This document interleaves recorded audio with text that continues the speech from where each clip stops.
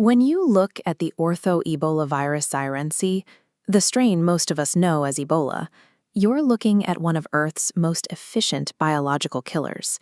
Its distinct thread-like structure is notorious for causing systemic internal bleeding, shutting down organs, and carrying a staggering 90% fatality rate. But over the past decade, humanity fought back. With tools like the Ebola vaccine and highly targeted monoclonal antibodies, medical science boxed this nightmare in. Then, in May 2026, the World Health Organization and the CDC raised a massive red flag. A terrifying new outbreak was sweeping across the Democratic Republic of the Congo and Uganda. The pathogen tearing through these communities was not the Zaire strain we had learned to fight. It was a different variant entirely, called Bundibugyo.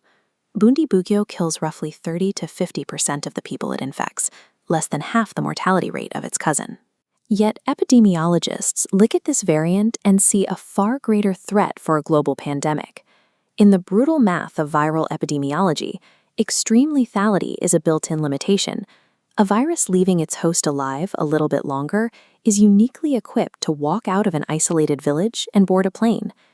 Pathogens operate under a biological constraint we can call the impossible triangle. The 3 points are contagiousness, lethality, and mutation. If a virus maximizes one trait, it almost always sacrifices another. The highly lethal Zaire strain perfectly illustrates this. It hits the human body so hard and so fast that the host is often incapacitated or dead before they can spread the disease to a wide circle of people. The virus effectively burns through its own fuel supply. Bundibugyo operates in a dangerous middle ground. Because its fatality rate drops to around 40%, the infected host stays alive, relatively mobile, and interacting with their community for days longer. Inside the body, this variant executes a flawless infiltration.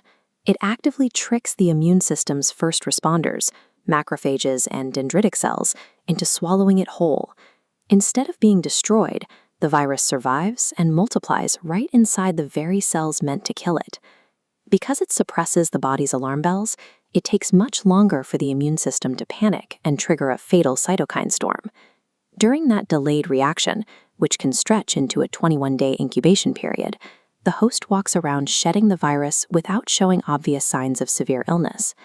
That biological restraint provides the exact cover Bundibugyo needs to slip past local containment lines.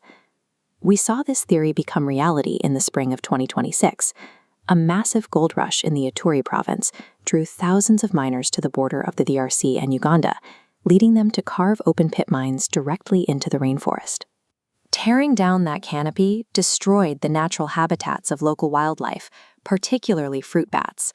These animals serve as asymptomatic reservoirs for Ebola, and the deforestation forced them into unnatural, close-quarters contact with the incoming human population. In late April, a healthcare worker in the city of Bunia fell severely ill with bleeding symptoms. Local doctors ran a standard PCR test to check for Ebola, but the results came back negative. The problem was the test itself. The standard PCR kits were genetically calibrated to match the specific RNA sequence of the Zaire strain. When confronted with the mutated genetic code of Bundibugyo, the testing primers failed to bind, rendering the variant completely invisible to the lab. Relying on that false negative, the hospital dropped its strict Ebola isolation protocols. When the nurse tragically passed away, her body was transported to a neighboring mining town for a traditional open-casket funeral. Ebola remains highly contagious in body fluids well after death. Because custom called for relatives to physically embrace the deceased, that single funeral exposed dozens of unprotected mourners simultaneously. By the time the mistake was caught weeks later, the virus had a massive head start.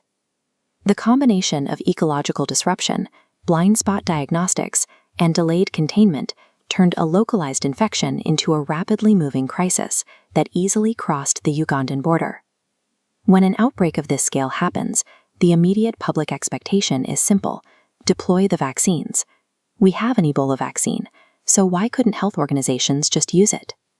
Our primary medical defenses, including the Ebola vaccine and therapeutic monoclonal antibodies, are highly specialized.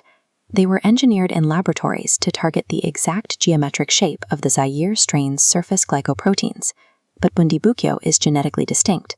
Its surface proteins are structured differently. When you deploy a Zaire-specific antibody against a Bundibugyo cell, it physically cannot lock on. The weapons we spent years developing provide zero cross-protection against this variant. Building a new, strain-specific vaccine from scratch is a massive logistical hurdle. Experimental candidates require rigorous, time-consuming clinical trials and hundreds of millions of dollars in funding before they can be safely administered to the public. Pharmaceutical companies are acutely aware of this financial risk. They hesitate to mass-produce a specialized drug for an episodic virus that could naturally burn out and vanish back into the jungle long before the vaccine ever becomes profitable. A pathogen that gives its host up to 3 weeks to travel, kills slowly enough to remain hidden, and operates completely outside our current vaccine stockpile is the ultimate public health threat. Relying on reactive, purely commercial models for drug development leaves us vulnerable to these stealth variants. We have to prioritize broad-spectrum therapeutics now, before the next undetected infection makes its way to an international airport.